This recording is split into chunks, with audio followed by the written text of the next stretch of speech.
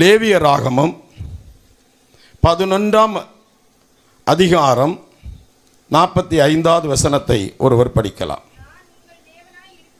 நான் உங்கள் தேவனாய் இருக்கும்படி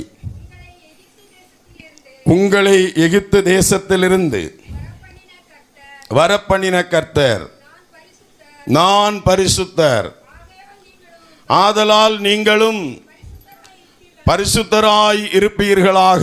நான் பரிசுத்தர், ஆதலால் நீங்களும் எனக்கு ஏற்ற பரிசுத்தராய் இருங்கள். கிறிஸ்தவனாய் ஒரு மனிதன் பாரம்பரிய குடும்பத்தில் பிறக்கிறான்.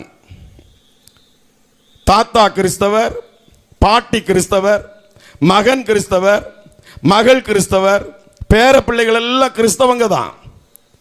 ஆனால் நம்ம எல்லாரும் கிறிஸ்தவங்க தான். ஆண்டவரை ஆராதிக்கிறவர்கள், ஆண்டவருக்காய் கொடுக்கிறவர்கள், ஆண்டவருக்காய் ஊழியம் செய்கிறோம், எல்லாம் இருக்கிறது. ஆனால் பரிசுத்த ஜீவிதம் இருக்கிறதா? பைபிள் சொல்லுகிறது நான் பரிசுத்தர். இங்கே நான் பேசிக் கொண்டிருக்கிற ஆண்டவர் பரிசுத்தமுள்ள ஆண்டவர். இங்கே நான் சொல்லிக் கொண்டிருக்கிற ஆண்டவர் பரிசுத்தமுள்ள ஆண்டவர். இந்த ஆண்டவர் சொல்லுகிறார், பரிசுத்தம் இல்லாமல் ஒருவனும் தேவனை தரிசிக்கவே முடியாது. யாருமே, எந்த மனுஷனும் ஆண்டவரை தரிசிக்க முடியாது. உன்னுடைய பணபலத்தால் கர்த்தரை தரிசிக்க முடியாது.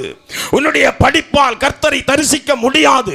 உன்னுடைய பலத்தால் கர்த்தரை தரிசிக்க முடியாது. அன்பான தேவனுடைய பிள்ளைகளே, உன்னுடைய சரீரத்தின் வல்லமையால் கர்த்தரை தரிசிக்க முடியாது. ஒருவன் பரிசுத்தமாய் இருந்து ரட்சிக்கப்பட்டு மனம் திரும்பி கர்த்தரை நோக்கி பார்த்தால்தான் அவன் பரிசுத்தமாய் வாழ முடியும், கர்த்தரை தரிசிக்க முடியும். ஹல்லேலூயா. ஆண்டவர் சொல்கிறார், நான் பரிசுத்தர், ஆதலால் எனக்கு ஏற்ற பரிசுத்தமாய். வேதத்திலே யாரெல்லாம் பரிசுத்தமா வாழ்ந்தாங்களோ அவங்க எல்லாருமே ரொம்ப ஆசீர்வாதமாய் உயரமான இடத்துல இருந்தாங்க, உயரமான இடத்தில் இருக்கிறார்கள். யாரெல்லாம் பரிசுத்தம் இல்லாமல் வாழ்ந்தார்களோ அவங்க வாழ்க்கையில சஞ்சலம், வருத்தம், வேதனை, மரணம், பிரிவினை, ரத்தம் சிந்துதல் எல்லாம் வந்தது. அல்லேலூயா. கையை உயர்த்தி சொல்லுங்க, அல்லேலூயா.